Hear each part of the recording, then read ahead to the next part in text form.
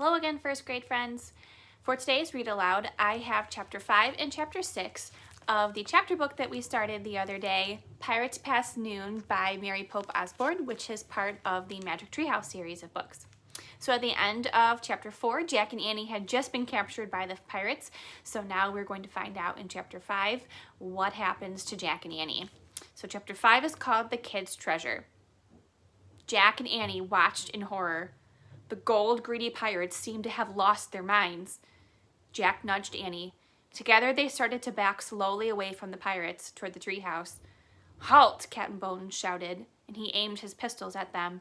"Not another step, lubbers!" Jack and Annie froze. Captain Bones grinned his black-toothed grin.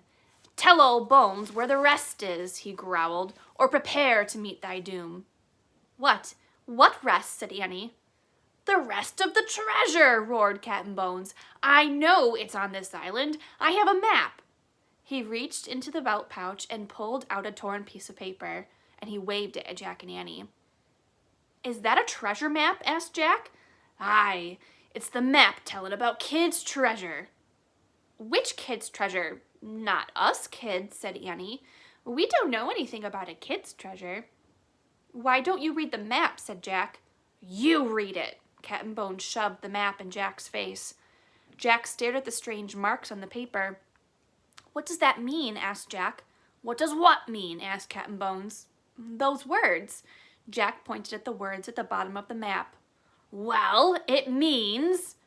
Captain Bones' good eyes squinting at the writing. He frowned, he coughed, and he rubbed his nose. "Aw, leave him alone," Pinky growled at Jack. "You know he can't read," said Stinky. "Be quiet," Captain Bones roared at the men. "Jack and I can read," Annie piped up. "Shh," said Jack. "Captain, make him read the map," said Stinky. Captain Bones gave Jack and Annie a dark look. "Read it," he growled. "Then will you let us go?" said Jack.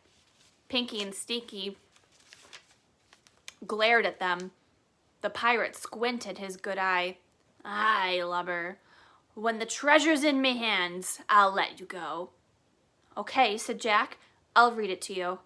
He looked at the map. It says, "The gold doth lie beneath the whale's eye." "Huh?" Captain Bones scowled.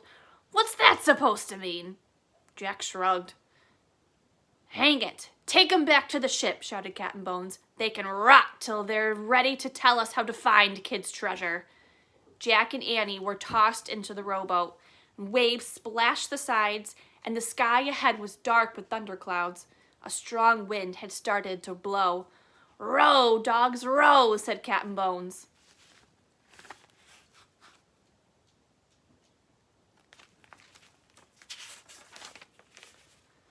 Pinky and Stinky began rowing toward the big ship. "Look," Annie said to Jack.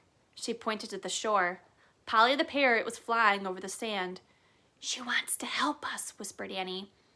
Polly started to fly out over the waves, but the waves were too strong, and she turned around and flew back to the island. Chapter 6 is called The Whale's Eye. The rowboat tossed from side to side. The waves were huge.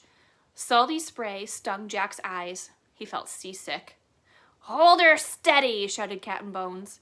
He pointed at the sea. "Or we'll be meat for those evil brutes." Dark fins cut through the water. Sharks. One zoomed right by the boat. Jack could have reached out and touched it. He shuddered. Soon the rowboat pulled alongside the ship. The air was filled with wild fiddle music and bagpipes playing, and Jack heard jeers, shouts, and ugly laughter. "Hoist him aboard," Captain Bones shouted to his men. Jack and Annie were hauled onto the deck. The ship creaked and moaned, and it rolled from side to side. Ropes flapped and snapped in the wild wind. Everywhere they looked, Jack and Annie saw pirates. Some were dancing, some were drinking, many were fighting with swords or with their fists.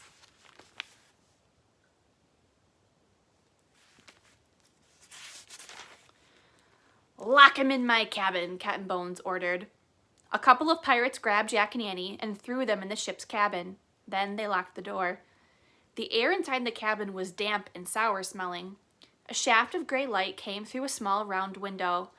"Oh man," said Jack, "we've got to figure out how to get back to the island." "So we can get into the treehouse and go home," said Annie. "Right." Jack suddenly felt tired. How would they ever get out of this mess? "We better examine the book," he said.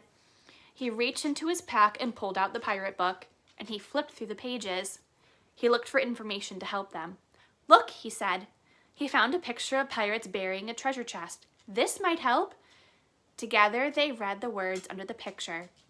Captain Kidd was a famous pirate. It is said that he buried a treasure chest on a deserted island. The chest was filled with gold and jewels. "Captain Kidd," said Jack. "So that's the kid that Bones kept talking about," said Annie. "Right," said Jack. Annie looked out the round window. "And Captain Kidd's treasure is buried somewhere on the island," she said. Jack took out his notebook and pencil, and he wrote, "Captain Kidd's treasure on island." "Jack," Annie said. "Shh, wait a minute," he said. "I'm thinking." "Guess what I see," said Annie. "What?" Jack asked. He looked back at the book. "A whale." "Neat," he said. Then he looked up. "A whale? Did you say a whale?" "A whale, a huge whale, as big as a football field." Jack jumped up and looked out the window with her. "Where?" Jack asked. All he could see was the island and stormy waves and shark fins. "There," said Annie. "Where? Where?" "There, the island is shaped like a giant whale." "Oh man," whispered Jack. Now he could see it. "See the whale's back?" said Annie. "Yep, the slope of the island looks like the back of a whale." "See his spout?" said Annie. "Yep, the palm tree that held the treehouse looked like the spout of the whale." "See his eye?" said Annie. "Yep, a big black rock looked like the eye of the whale." "The gold doth lie beneath the whale's eye," said Jack. Wow. And there is a picture of the island. So now you can see that they were describing the island in the shape of a whale. Well, that is all I have for today, friends. Chapter 7 is called Gales A-Blowin'. I hope you have a great day. Until next time, bye.